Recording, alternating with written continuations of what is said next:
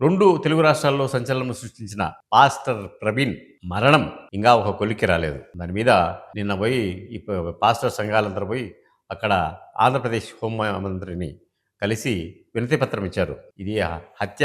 దీని గురించి పరిశోధన చేయండి. దీని గురించి ఆలోచించండి అని ఏవేవో చెప్తే అయన్నీ మేము చూసుకుంటాం పో. మా బాధ్యత అది.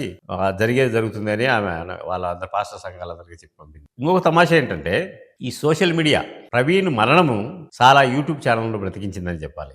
దీని మీద రకరకాల కథనాలు, రకరకాల అంశాలు, రకరకాల కోణాల నుంచి వార్తలు విపరీతంగా రాస్తున్నారు. కట్టుకథలు రాస్తున్నారు. ఊహించి రాస్తున్నారు. ఇలా జరిగుంటుంది, అలా జరిగుంటుంది. యాక్సిడెంట్ అయితే బుల్లెట్ ఎందుకు మీద పడతది? లేకుంటే ఇలా దెబ్బలు తగలాలి గదా! అలా దెబ్బలు తగలాలి గదా!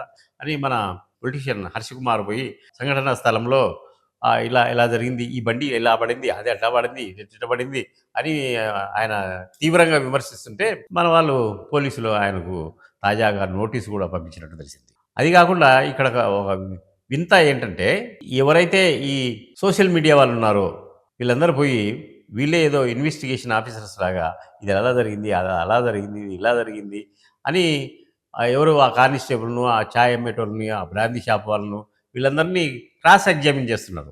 అసలు వీళ్ళు ఏంటి వీళ్ళు? వీళ్ళకేం హక్కుంది? వీళ్ళేమన్నా ప్రభుత్వ అధికారులా? లేకుంటే సిట్టా వీళ్ళేమన్నా? ఎందుకని ఇట్లా చేస్తున్నారు వీళ్ళు? అంటే రేటింగ్ కోసమని అతను మరణించాడు అయిపోయింది. అదే ప్రభుత్వం చూసుకుంటది. పోలీస్ శాఖ చెప్తది.